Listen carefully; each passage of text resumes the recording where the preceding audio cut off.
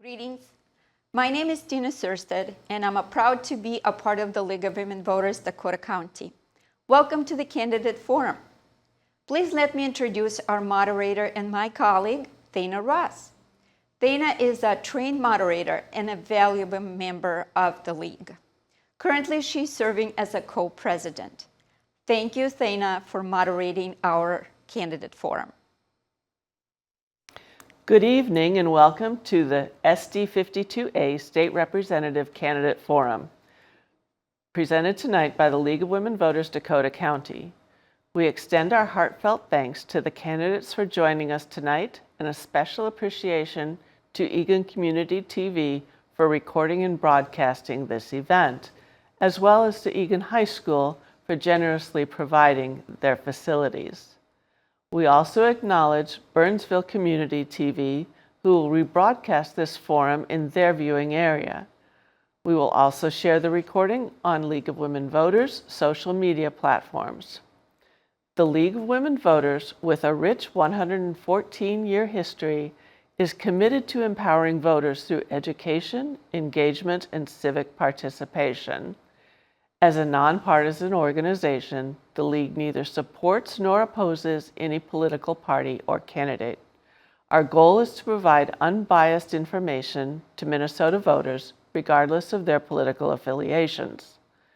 This forum is a valuable public service, offering you the chance to hear directly from the candidates about key issues. Please note that the views expressed are those of the candidates and not the League of Women Voters, Dakota County. Sponsorship of this event does not imply endorsement of any candidate. We provide complete, unedited recordings of our forums. Editing is permitted only for official media purposes, and any excerpts or edited clips must not be used for partisan or political purposes. We will begin with the candidates' opening statements, each lasting 2 minutes. They will be delivered in alphabetical order, starting with Diane Anderson, followed by Liz Reyer. Closing statements will be given in reverse alphabetical order. Candidates will have 90 seconds to answer each question. We kindly ask that you adhere to these time limits. Our timekeeper will hold up a yellow sign to indicate you have 15 seconds remaining and a stop sign when it's time to wrap up your response so we can proceed to the next candidate. Many of tonight's questions were submitted via email and reviewed by a League of Women Voter Committee for clarity. Additional questions were developed based on community interests. Due to time constraints, we will not be able to address every question that was submitted. Thank you for your participation, and we look forward to an engaging and informative discussion. The forum will conclude in about 45 minutes to an hour. Let's begin with the 2-minute opening statements. The order for statements will be Diane Anderson, followed by Liz Reyer. Go ahead. I'm Diane Anderson, and I'm running for the Minnesota House in District 52A, which includes parts of Eagan and Burnsville. As a lifelong Minnesotan, I have cherished memories of a vibrant state. I've been married for 35 years and have 2 sons. We've enjoyed living in Eagan since 1989. As a state representative, I was elected to the State House in 2010 and served a 1-term from 2011 to 2012. It's truly an honor to serve in the state legislature and to represent your interests.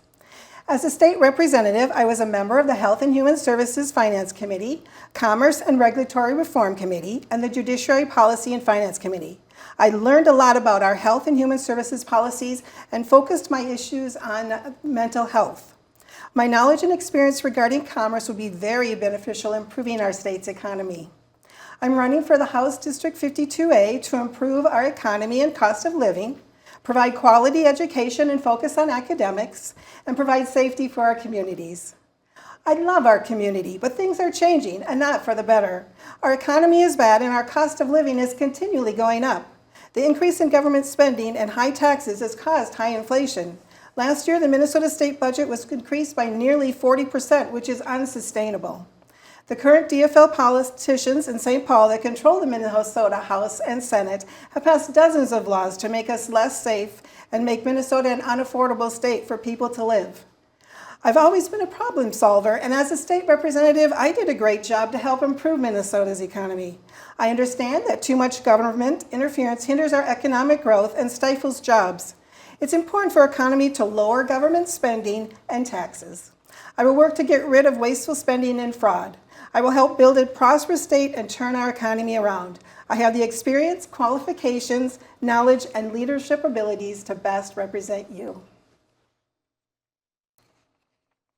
Liz? Thank you. Hello, I'm Liz Reyer. I represent District 52A, which includes portions of Eagan and Burnsville. It's an honor to be here tonight. My thanks to the League of Women Voters and the Dakota Regional Chamber of Commerce for organizing this debate, and thanks, Diane, for participating. I'm a longtime Eagan resident, and I've served in the House of Representatives for 4 years. Professionally, I'm a researcher, a leadership coach, and a project manager. I'm married with adult kids and 1 granddaughter, and have overcome adversity, including domestic violence. I volunteered in schools and local organizations and spoken out against racial and social injustice. I show up, I bring people together, and get things done. I've served for 4 years on the Health, Finance and Policy Committee. It's a good fit as a former Blue Cross employee, and I'm Vice Chair of Capital Investment Committee. I've also served on Housing, Preventing Homelessness, Human Services, Workforce, Economic Development Committees, and I'm co-chair of the Climate Action Caucus in the House. I'm proud of my record of carrying and passing bipartisan legislation. In the last 2 years, the legislature invested Minnesota's unprecedented budget surplus carefully, making needed investments in education, transportation, housing, public safety, and infrastructure, and increasing pay for people who care for our most vulnerable Minnesotans. We passed the largest tax cut in Minnesota history and further protected our voting rights. I've helped make our state a leader in reproductive freedom and establishing rights for the LGBTQ+ community, which I'm part of. I passed legislation that ensures access to care for people with medical debt, funds child hospice services, and speeds up access to care for rare diseases, and brought a climate-smart approach to infrastructure planning. If re-elected, I'll continue to focus on health care access and affordability, and will work hard to ensure that election integrity, reproductive rights, and bodily autonomy do not come under threat in our state. Thank you. Thank you, candidates. Let us now proceed to the questions. The response order for the first question is Liz Reyer, followed by Diane Anderson. These questions are 90 seconds. The first question is, what areas of public policy are you personally passionate about? Liz. I love healthcare policy. I have spent much of my career in the payer, the insurance market, and understand what the complexities are and what we need to do to move to a healthcare system where my premise that healthcare is a human right really comes to fruition. Right now, there are so many barriers and challenges. I'm also very worried about the climate crisis and making sure that we have a place in Minnesota where our next generations can thrive, where they have clean water, clean air, sustainable energy. And then finally, one of the pervasive issues that we face is workforce shortages.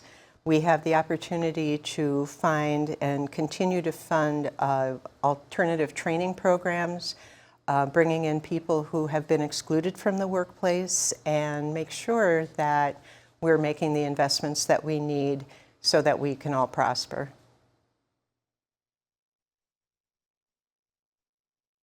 Diane? In my original opening, I told you my top 3 priorities are to improve our economy and cost of living, provide quality education with a focus on academics, and provide safety for our communities. I think these are our #1 issues that we should really be dealing with in this next session. The majority of the people that I talked to told me that their top priority was to improve their cost of living, and to improve our economy, we need to lower government spending and taxes. And I support getting rid of unnecessary regulations and will work to improve our business permit process. I think another top priority is to making sure that our schools have quality education and ensure academic excellence. Let's have schools that teach students the basics so they can succeed in whatever they choose to do.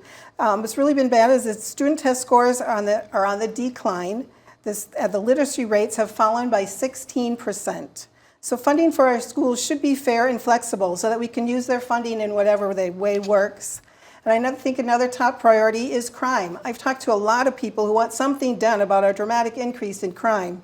Public safety is a core function of government, and we must pursue policies that ensure the safety of our citizens. I support our law enforcement and will strengthen our criminal justice system. A couple of issues that I worked on when I was a state representative is I really care a lot about mental illness, and I have a lot of expertise in that area. And I also care a lot about homelessness, and I really support the CDA. They've done a lot of great work with the Community Development Agency in doing low-cost housing. So I'd like to continue to work on those issues. The response order for the next question is Diane, followed by Liz.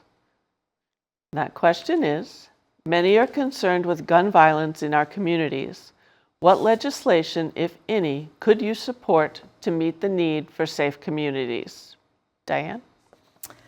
Well, I support your Second Amendment rights that are in the Constitution, and Minnesota has had a long history of supporting gun owners because we have many people who go hunting and we have many people who enjoy deer hunting.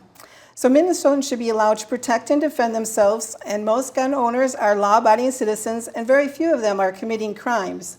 The criminals are going to find ways to get guns no matter what we do, and most of the time the killings are done with pistols. So there are many studies that prove people are safer when they have the right to defend themselves and to be able to carry a gun. And there are many examples of people that were able to protect themselves because they had a gun. So one thing that we need to take care of is there is a widespread shortage of law enforcement officers. So there's a greater need for citizens to be able to defend themselves. So we need to do what we can to make sure that we're recruiting and retaining more of our police officers. And we need to make sure that we're protecting, we must hold the criminal, so another thing we need to do is enforce the laws that we have. We need to make sure that we're holding criminals, offenders accountable so we can have stronger sentences for violent criminals. And I've talked to many people who want something done about the dramatic, so I think that what we need to do is be focusing on trying to do what we can in reducing the criminals that are out there and the ones that are shooting people. So gun violence is one of the blights in our society. I think we can all agree on that. And the fear of students going to school, worrying about gun violence in their school, the fear of people going to movie theaters, the people being at worship places, worrying about gun violence. And I think that it's our responsibility to say, where is a line that protects Second Amendment rights, which are guaranteed to us in the Constitution, but also protect the people from the citizens to the first offenders, the first responders who are looking out for us. We've passed some important legislation in the last 2 years, upping the penalties for straw purchases, banning binary triggers, putting in place red flag laws and universal background checks. Unfortunately, one of the most common way that children die is through gun accidents, and we were not able to pass secure gun storage, so that would be a priority for me. Also, many of the problems that happen with gun violence have to do with weapons like the AR-15s, which I don't understand why we would have weapons of war available in our communities. But that's just part of public safety. We have increased funding for our public safety people. We have increased funding in our judiciary system, and it's all part of the same picture. The response order for the next question is Liz, followed by Diane. And the question is, as a member of the legislature, what measures, if any, would you support to reinforce or ensure voter confidence in our elections? Liz? Minnesota is really fortunate. We're known as a state with excellent voter security, with excellent processes for encouraging and allowing people to vote and protect us from voter fraud, which is virtually non-existent, not just in Minnesota, but across the country. We have taken steps, and we need to do more to make sure that people who are working in elections are safe. to prevent harassment of people working on election day, to make sure that spurious information requests aren't used as a way to bog down elections, and to take out barriers to being able to cast a vote. I strongly support having early voting, having absentee ballots permitted, having drop boxes, all of the things that make things easier for people to vote. Because from my perspective, that's the essence of democracy. Regardless of who you vote for, regardless of what your values and principles are, encouraging people from age 18 to all the way to senior citizens' old age, making it easier for people with disabilities, and encouraging people to practice their civic duty. This is a really important issue to make sure that we have fair elections so that people do feel confident with the votes that are being given and that the results are fair. And so I think a lot of the issues that I've heard from people is they want to really make sure that we are cleaning up the voter rolls, that we're making sure that people that have passed away are no longer on the voter rolls, and that some of those issues are being cleaned up. There's been instances where there's been many people voting from the same location, and so things like that need to be able to be caught, to making sure that people are actually voting that are in the district and voting from the location, live in the location where they say that they live in. And there's also some issues with people that are voting in advance. We need to make sure that those ballots are counted correctly, and making sure that they're not throwing out ballots that for certain reasons because there was a technical issue with that, but making sure that anybody that's voting early, that those votes are being tallied correctly, and that so that it's something that people can count on as a way that those are the actual people that live in those districts. Thank you. The response order for the next question is Diane, followed by Liz. And that question is, what is the role of the Minnesota legislature, if any, on foreign policy issues or events? Diane? This is not an issue that I've spent a lot of time on, just because we're state representatives and so we don't have. Can you rephrase it? Say that question again. Sure. Federal what? Federal?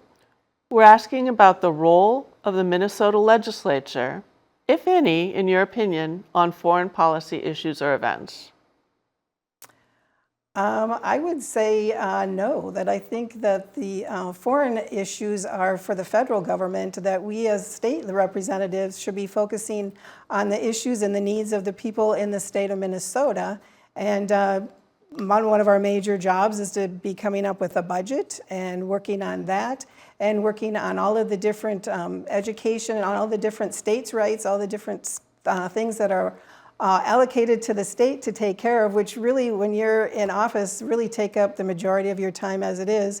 We don't vote on foreign legislation at a state level. That's all done at the federal government level, and so we don't really have a voice in being able to vote on any of those issues. So as a state representative, we really only have a say as to what policies we can enact here in Minnesota, and want to be listening to our constituents as to what concerns they have. But as far as being able to have any say on foreign issues, we don't as state representatives. Thank you. I think that's a very thought-provoking question, because there is an interrelationship between what happens in a foreign policy setting and issues that then trickle down to Minnesota. So while we don't have direct authority over foreign policy, we're not setting that direction.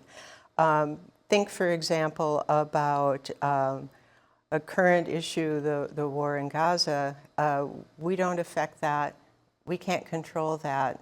What we can do is protect people against discrimination and harassment here, against anti-Semitism, and against Islamophobia. And so I think that's a way where we're looking out for the people of Minnesota in a Minnesotan setting with legislation that we can control.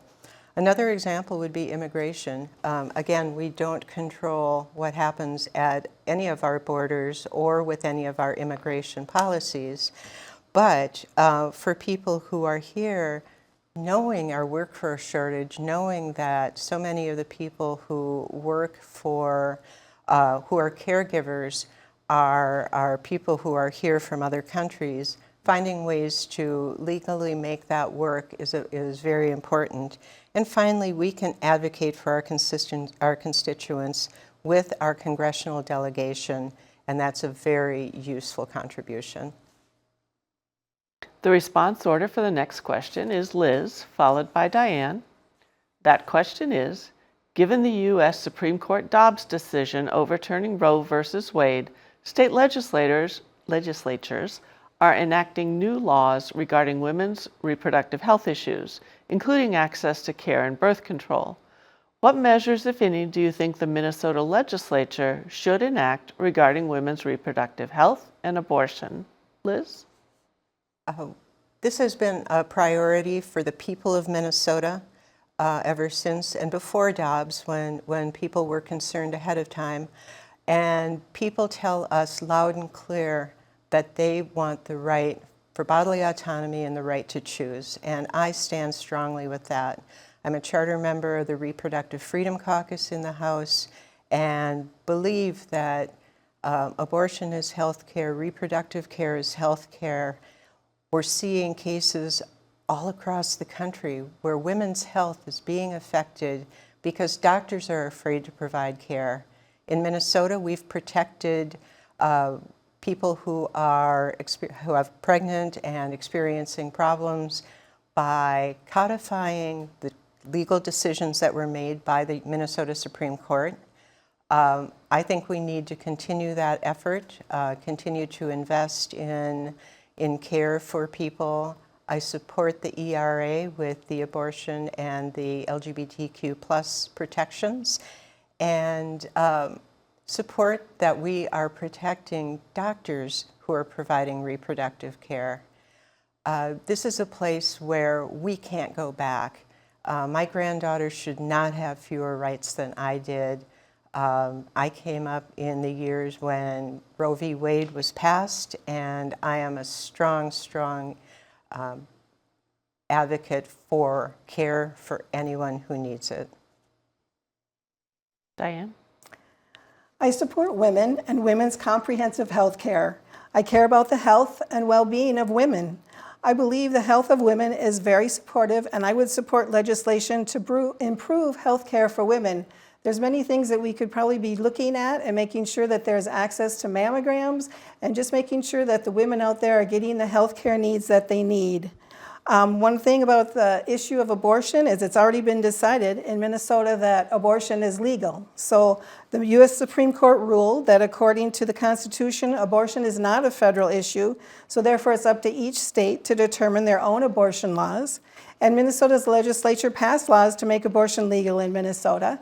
And then after that, the Minnesota State Supreme Court ruled to make abortions legal. So the issue of that has already been determined.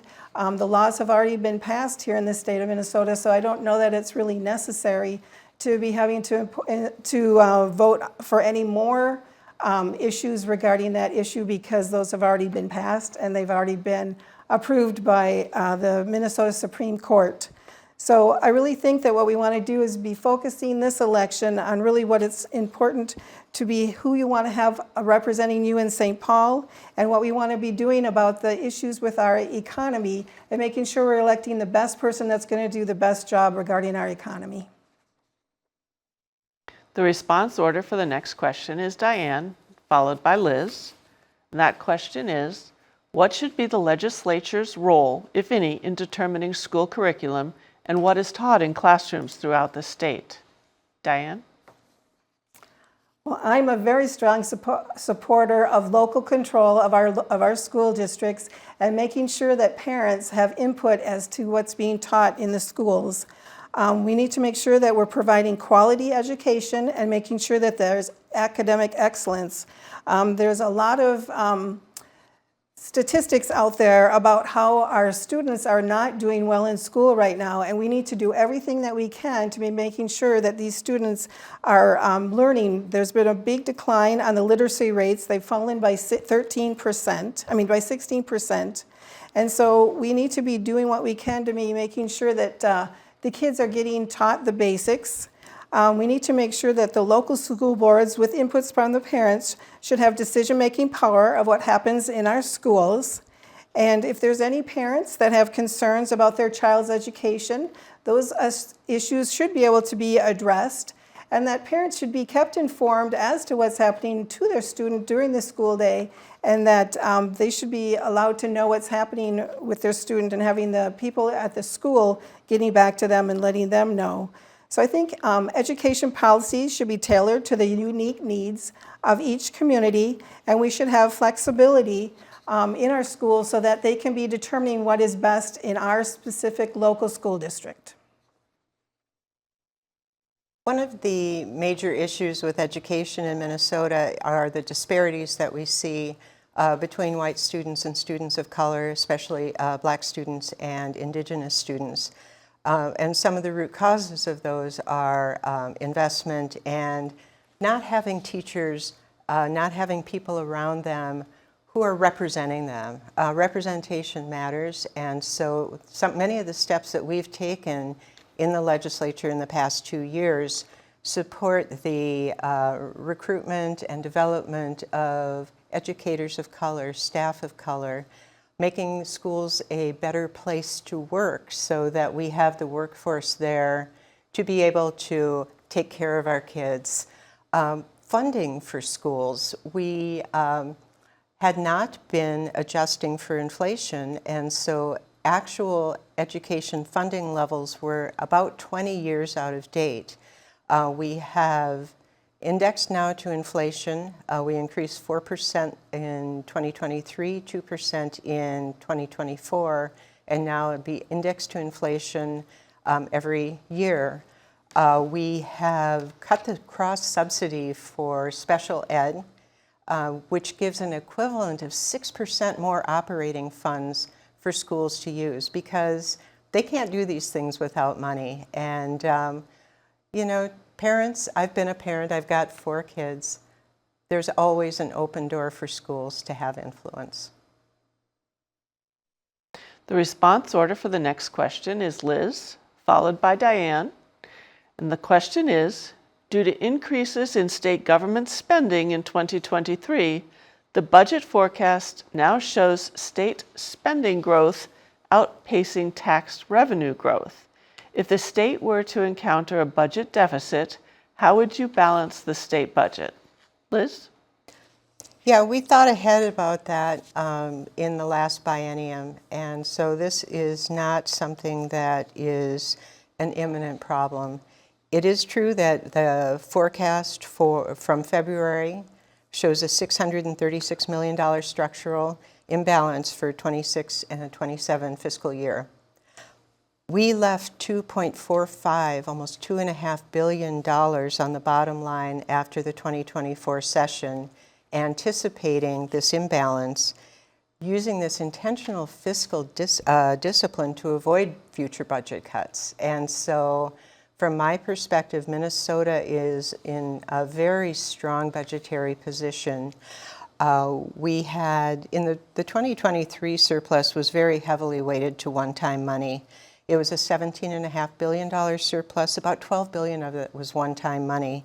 And so we did not invest heavily in additional ongoing funding for programs. We were very judicious in what we did and used one-time money for things like a bonding bill that invested in our cities, our communities, our counties' infrastructure, investing in education, investing in transportation, in one-time ways that would help bolster our economy and build jobs. So I was a state representative in 2011, and when I took office, there was a $6.3 billion deficit in 2011. And after the budget that we did and everything that we did, in 2012, we had a $1.2 billion surplus. So I've been someone that was in office before when we had a budget deficit, and we were able to turn that around and make it into a surplus. And the really bad thing that's happened is the Democrats spent our entire $18 billion surplus that we had. They raised taxes and fees on Minnesotans another $10 billion. They grew the state budget by nearly $40 billion.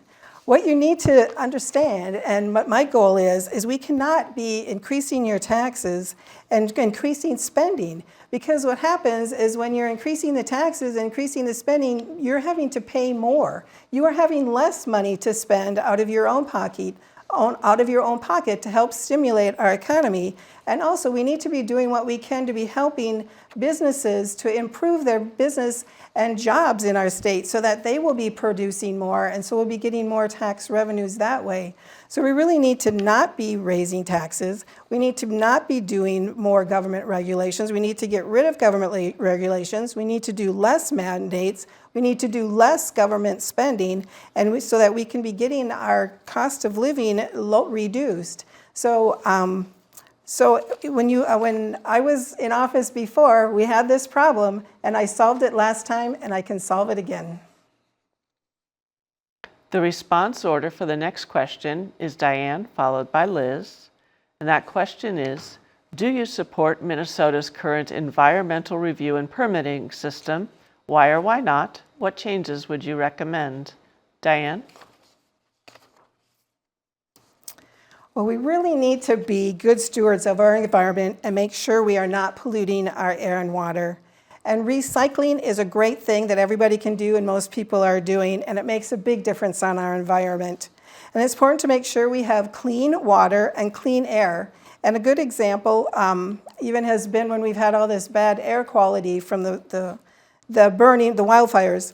Most of the projects funded from the Clean Water Fund have been very good and effective, and so I would support those. And I do think that we need to be looking at ways that we can be making sure that we are not overdoing trying to get rid of CO2. I really think that when we were taught in high school, if you get rid of too much CO2, the trees and plants are not going to be able to grow. So right now we have 400 parts per million of CO2, and we don't have a crisis until we get to 1,040 parts per million, which will take us like 500 to 600 years. So we just really need to look at the things that we need to do for our environment to make sure that we're having clean air, clean water, and making sure we're not overdoing things that are not necessary. Could you repeat the question, please? Sure, absolutely. Do you support Minnesota's current environmental review and permitting system? Why or why not, and what changes would you recommend? Thank you. I think it's really a mixed picture in terms of our review and permitting. We talk a lot about this in the Capital Investment Committee, where we are overseeing all of the investments from state agencies, as well as the work I've done on climate and environment. One of the issues is that in some cases, it's inefficient, it's slow, it delays action, and that's a current focus area for the DFL House majority.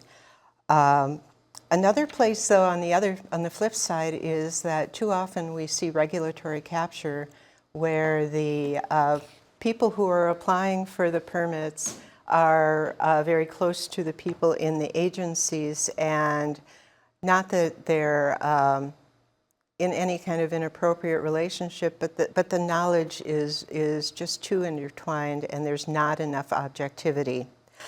So focusing on that, looking at ways for deeper, to me what I would like to see is something like an environmental note. We have fiscal notes to look at the impact of policies on our economics. If we had climate notes, we would also be looking at the impact on our climate and our environment. And so I think those are a couple of things that we could be doing to enhance the approach that we have now.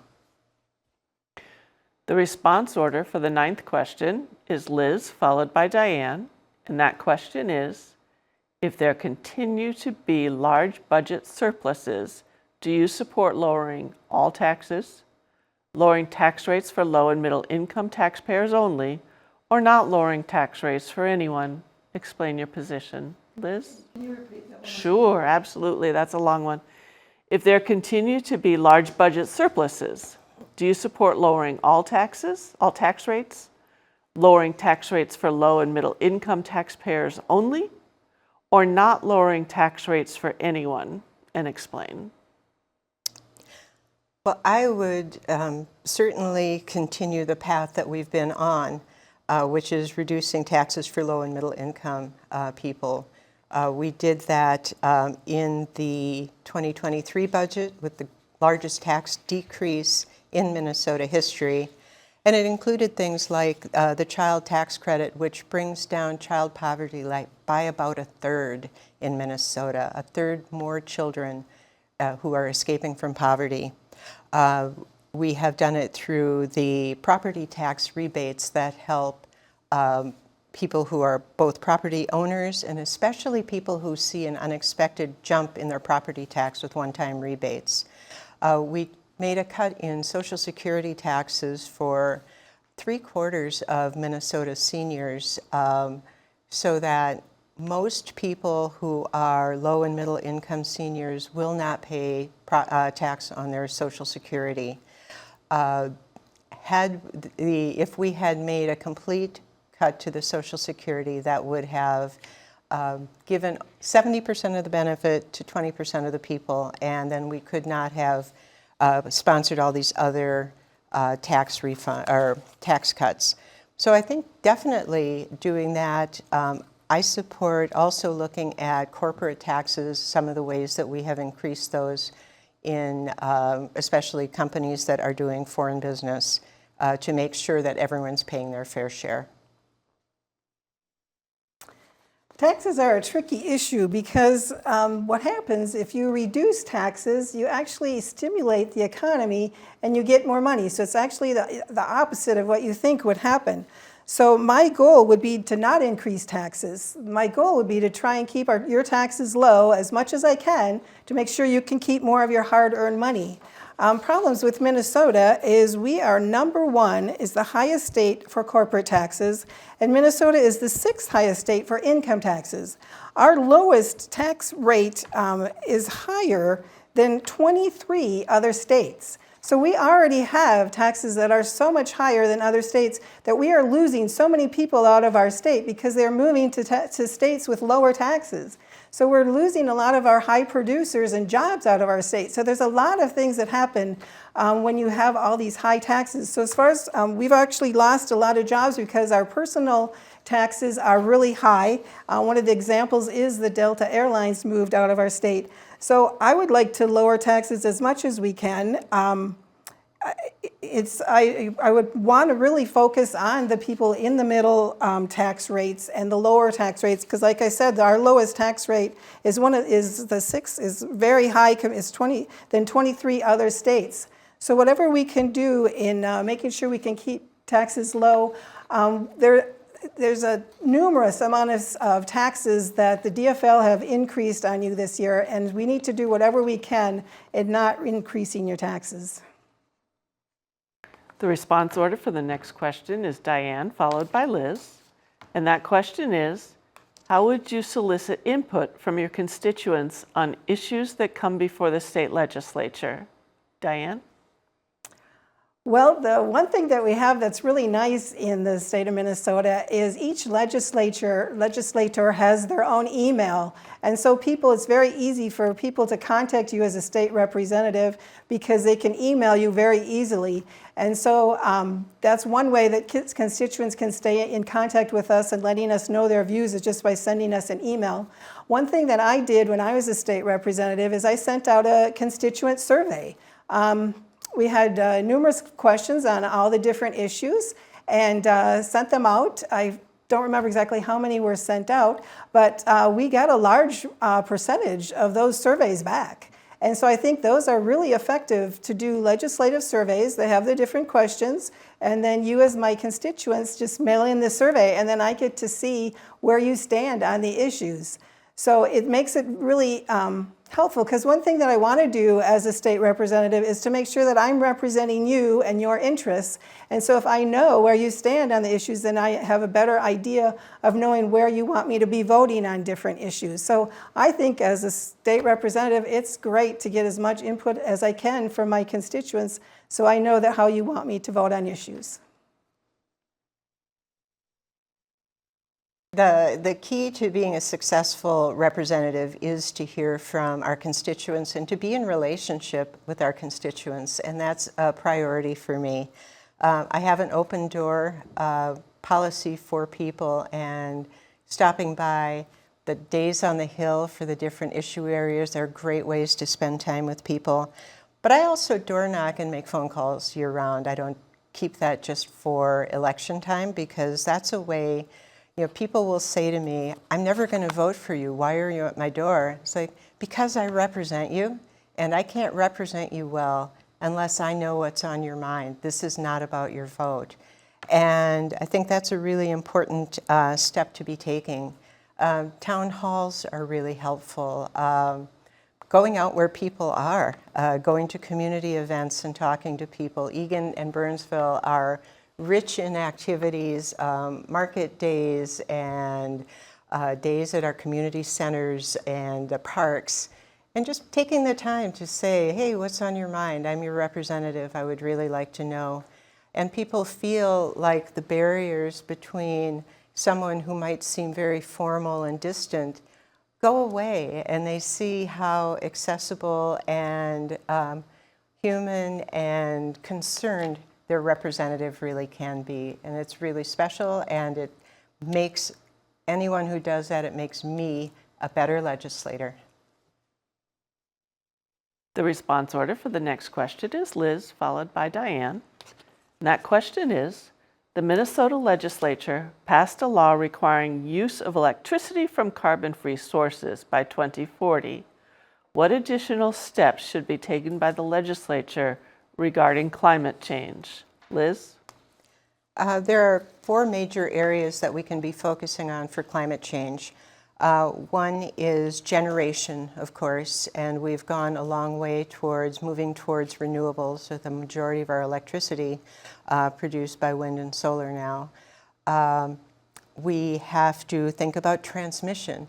One of the challenges is that solar and wind energy are geographically located, and so one of the challenges is getting that electricity from the production source into the grid so that it can go to be used in homes and businesses, and we're solving that problem. Another is storage, making sure that we have the battery capacity and developing new approaches to doing that. And then we need to deal with all of the other effects, making sure that we have the equipment and the process to do the recycling of the different types of renewals. It needs to be a closed loop, beginning to end, making sure that we are looking at the full picture. We do need to think about carbon.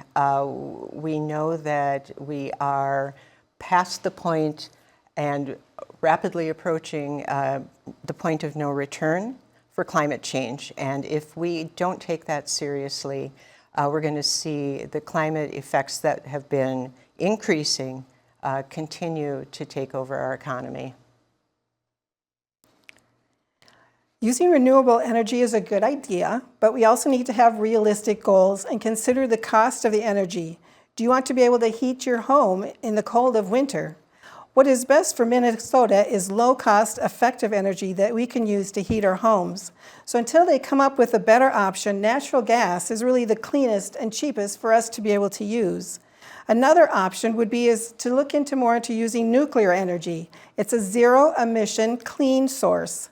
The nuclear technology has improved so much, and it's so much safer.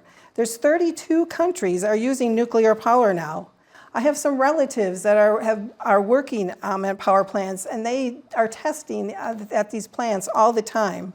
So the Democrats have passed an unrealistic goals for energy use in Minnesota. They passed the blackout bill, making energy in Minnesota less affordable, less reliable, and less safe. So we really need to focus on renewables, but we also, so we can maintain necessary environmental and safety standards, but we also need to have reliable energy. And solar energy is just not reliable in Minnesota in the winter because we have so much fewer months of sun. So we also need to look at our energy permit process because it's overly burdensome, and making sure that we can do what we can to make sure people are able to come up and maybe develop some more other ways of clean energy. We've reached our final question, and Diane will go first, followed by Liz. The question is, what is one piece of recent legislation that you think will most impact your constituents, and why do you support or oppose that recent legislation? Diane? Well, I think this election really needs to be about our economy and how much the taxes have been increased in this state. When we have so much high taxes, people are and high spending, our cost of living has increased a lot. And it's been higher than it's been in like over 40 years, the cost of living. And this is, you need to look at what's happening to what you're spending on your specific basic needs. And you can't afford to keep having this economy just skyrocket. And so this election really needs to be about which of us candidates here are going to be able to do the best job in getting our economy back on track. If you don't have money to spend, it doesn't matter what other policies we enact here, because and if you lose your job, if you have such high taxes, I mean, we really have to look at the spending, the taxes, and this high inflation and lower cost of living, and we need to take care of this and get it reduced. And when I was a state representative, we had a budget deficit. And I did a great job in getting that budget deficit reduced. So I've done this in the past, and I can do it again. And so I really think we need to be electing the candidate that's going to do the best job on our economy.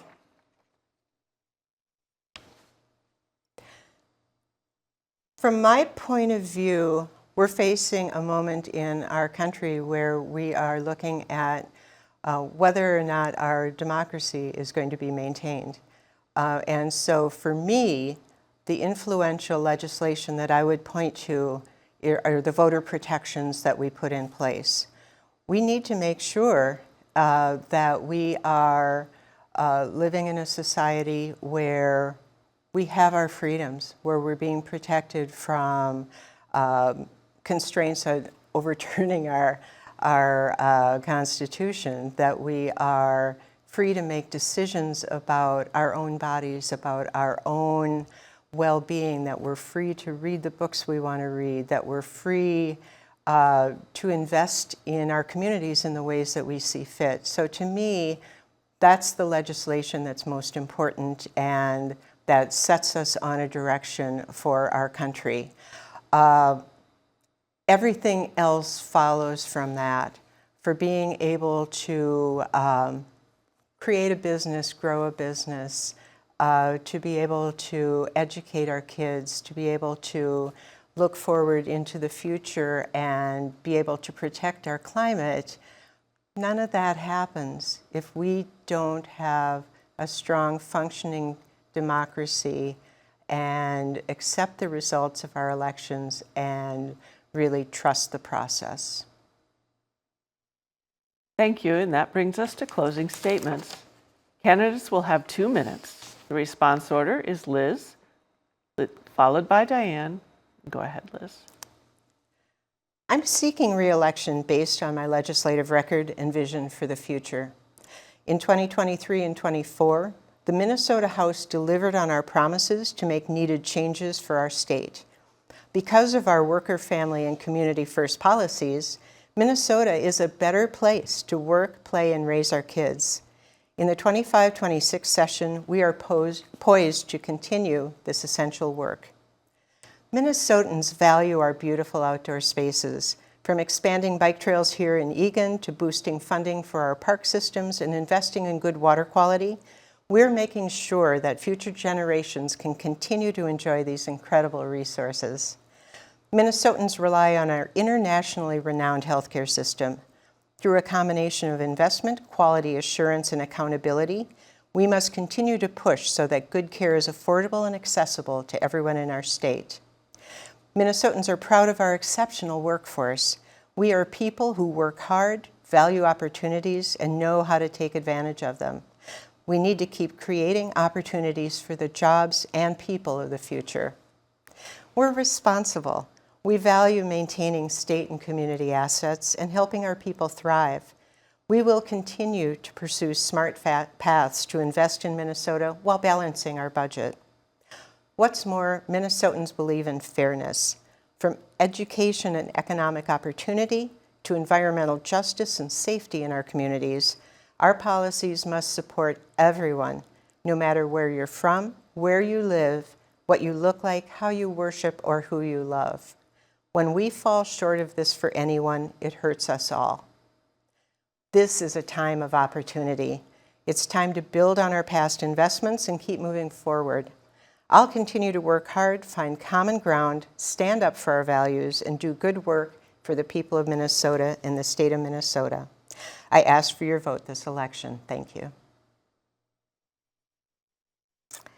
Thank you to the Dakota County League of Women Voters for all of their work in putting on this candidate forum, and thank you for watching this broadcast. To learn more about me, you can go to my website at dianeandersonforhouse.com. I would like to represent you again at the State House. I'm a leader who will get things done. My experience, knowledge, and qualifications will be a great asset. I'm the best candidate to improve our economy, lower your cost of living, lower inflation, and reduce the out-of-control spending. When I was a state representative, I improved our economy and lowered unemployment. And when you elect me, I will do it again. It is really important to change who represents us in St. Paul. My opponent has been in office for the last 4 years, and our economy has been the worst it's ever been in the last 40 years. We cannot elect the same person and expect different results. The Democrats want you to believe that they're doing a great job. However, their out-of-control spending, high taxes, and unnecessary government regulations, policies, and mandates have caused our high cost of living. Some of my other priorities are provide quality education focusing on academics and ensure safety for our communities. I support our law enforcement and will strengthen our criminal justice system. This election should be about which candidate will do the best to fix our bad economy. We cannot afford to re-elect my opponent. If she's re-elected, the economy is only going to get worse. I'm Diane Anderson, and I'm asking for your vote for State Representative of House District 52A. And that concludes our candidate forum. On behalf of the League of Women Voters Dakota County, we extend our sincere gratitude to everyone who participated in tonight's forum. A special thank you goes to our candidates for their commitment to the democratic process and their willingness to serve our community. The League of Women Voters is dedicated to researching issues crucial to our members and the well-being of our communities. If you're interested in learning more about our work and discovering how you can make a difference, please visit us at lwvdakotacounty.org. For additional information about voting and candidates, please check out mnvotes.org and vote411.org. Thank you again for tuning in, and don't forget to vote by November 5th.